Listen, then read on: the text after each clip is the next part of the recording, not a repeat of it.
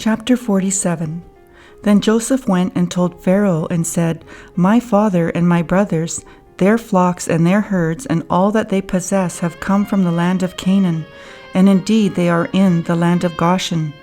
And he took 5 men from among his brothers and presented them to Pharaoh. Then Pharaoh said to his brothers, What is your occupation? And they said to Pharaoh, Your servants are shepherds, both we and also our fathers. And they said to Pharaoh, We have come to dwell in the land, because your servants have no pasture for their flocks, for the famine is severe in the land of Canaan. Now therefore please let your servants dwell in the land of Goshen. Then Pharaoh spoke to Joseph, saying, Your father and your brothers have come to you. The land of Egypt is before you. Have your father and brothers dwell in the best of the land.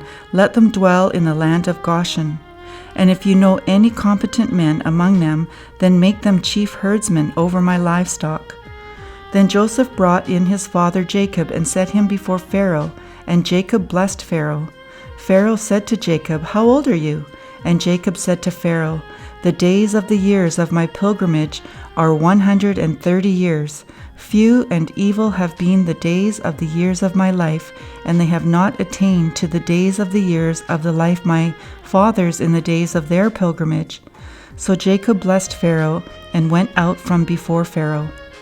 And Joseph situated his father and his brothers, and gave them a possession in the land of Egypt, in the best of the land, in the land of Ramesses, as Pharaoh had commanded. Then Joseph provided his father, his brothers, and all his father's household with bread according to the number in their families. Now there was no bread in all the land, for the famine was very severe, so that the land of Egypt and the land of Canaan languished because of the famine. And Joseph gathered up all the money that was found in the land of Egypt and in the land of Canaan for the grain which they bought, and Joseph brought the money into Pharaoh's house. So when the money failed in the land of Egypt and in the land of Canaan, all the Egyptians came to Joseph and said, Give us bread, for why should we die in your presence? For the money has failed. Then Joseph said, Give your livestock, and I will give you bread for your livestock, if the money is gone. So they brought their livestock to Joseph, and Joseph gave them bread in exchange for the horses, the flocks, the cattle of the herds, and for the donkeys. Thus he fed them with bread in exchange for all their livestock that year. When that year had ended, they came to him the next year and said to him, We will not hide from my lord that our money is gone. My lord also has our herds of livestock. There is nothing left in the sight of my lord but our bodies and our lands. Why shall we die before your eyes, both we and our land? Buy us and our land for bread, and we and our land will be servants of Pharaoh. Give us seed, that we may live and not die, that the land may not be desolate. Then Joseph bought all the land of Egypt for Pharaoh, for every man of the Egyptians sold his field because the famine was severe upon them. So the land became Pharaoh's. And as for the people, he moved them into the cities from one end of the borders of Egypt to the other end. Only the land of the priests he did not buy, for the priests had rations allotted to them by Pharaoh, and they ate their rations with which Pharaoh gave them. Therefore they did not sell their lands. Then Joseph said to the people, Indeed, I have bought you and your land this day for Pharaoh. Look, here is seed for you, and you shall sow the land. And it shall come to pass in the harvest that you shall give 1/5 to Pharaoh. 4/5 shall be your own as seed for the field and for your food, for those of your households, and as food for your little ones. So they said, You have saved our lives. Let us find favor in the sight of my Lord, and we will be Pharaoh's servants. And Joseph made it a law over the land of Egypt to this day that Pharaoh should have 1/5, except for the land of the priests only, which did not become Pharaoh's. So Israel dwelt in the land of Egypt, in the country of Goshen, and they had possessions there, and grew and multiplied exceedingly. And Jacob lived in the land of Egypt 17 years, so the length of Jacob's life was 147 years. When the time drew near that Israel must die, he called his son Joseph and said to him, Now if I have found favor in your sight, please put your hand under my thigh, and deal kindly and truly with me. Please do not bury me in Egypt, but let me lie with my fathers. You shall carry me out of Egypt and bury me in their burial place." And he said, "I will do as you have said." Then he said, "Swear to me." And he swore to him. So Israel bowed himself on the head of the bed. Chapter 48. Now it came to pass after these things that Joseph was told, "Indeed, your father is sick." And he took with him his 2 sons, Manasseh and Ephraim. And Jacob was told, "Look, your son Joseph is coming to you." And Israel strengthened himself and sat up on the bed. Then Jacob said to Joseph, "God Almighty appeared to me at Luz in the land of Canaan, and blessed me and said to me, 'Behold, I will make you fruitful and multiply you, and I will make of you a multitude of people, and give this land to your descendants after you as an everlasting possession.' And now your 2 sons, Ephraim and Manasseh, who were born to you in the land of Egypt before I came to you in Egypt, are mine. As Reuben and Simeon, they shall be mine. Your offspring whom you beget after them shall be yours. They will be called by the name of their brothers in their inheritance. But as for me, when I came from Padan, Rachel died beside me in the land of Canaan, on the way when there was but a little distance to go to Ephrath. And I buried her there on the way to Ephrath, that is Bethlehem. Then Israel saw Joseph's son and said, "Who are these?" Joseph said to his father, "They are my sons whom God has given me in this place." And he said, "Please bring them to me, and I will bless them." Now the eyes of Israel were dim with age, so that he could not see. Then Joseph brought them near him, and he kissed them and embraced them. And Israel said to Joseph, "I had not thought to see your face, but in fact God has also shown me your offspring." So Joseph brought them from beside his knees, and he bowed down with his face to the earth. And Joseph with his face to the earth, and Joseph took them both, Ephraim with his right hand toward Israel's left hand, and Manasseh with his left hand toward Israel's right hand, and brought them near him. Then Israel stretched out his hand and laid it on Ephraim's head, who was the younger, and his left hand on Manasseh's head, guiding his hands knowingly, for Manasseh was the firstborn. And he blessed Joseph and said, "God, before whom my fathers, Abraham and Isaac, walked, the God who has fed me all my life long to this day, the angel who has redeemed me from all evil, bless the lads. Let my name be named upon them, and the name of my fathers Abraham and Isaac, and let them grow into a multitude in the midst of the earth." Now when Joseph saw that his father laid his right hand on the head of Ephraim, it displeased him. So he took hold of his father's hand to remove it from Ephraim's head to Manasseh's head. And Joseph said to his father, "Not so, my father, for this one is the firstborn. Put your right hand on his head." But his father refused and said, "I know, my son, I know. He also shall become a people, and he also shall be great. But truly his younger brother shall be greater than he, and his descendants shall become a multitude of nations." So he blessed them that day, saying, "By you Israel will bless, saying, May God make you as Ephraim and as Manasseh." And thus he set Ephraim before Manasseh. Then Israel said to Joseph, "Behold, I am dying, but God will be with you and bring you back to the land of your fathers. Moreover, I have given to you one portion above your brothers, which I took from the hand of the Amorite with my sword and my bow." Chapter 49.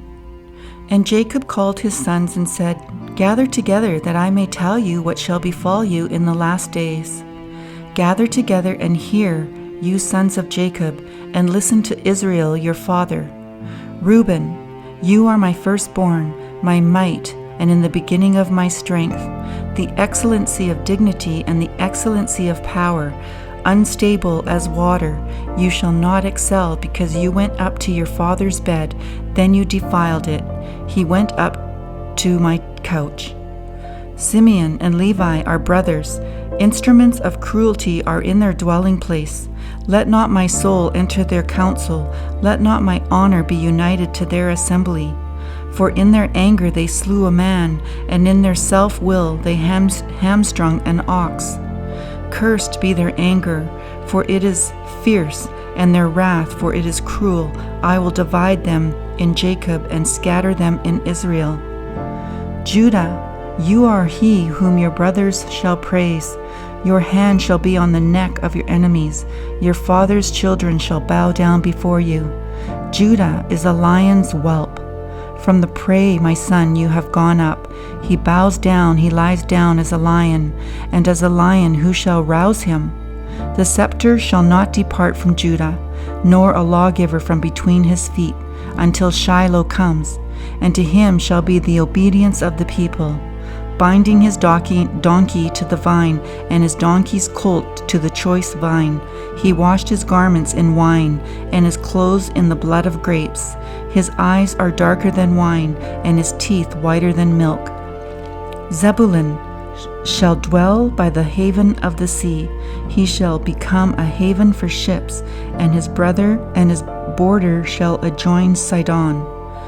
Issachar is a strong donkey, lying down between two burdens. He saw that rest was good, and that the land was pleasant. He bowed his shoulders to bear a burden. It became a band of slaves.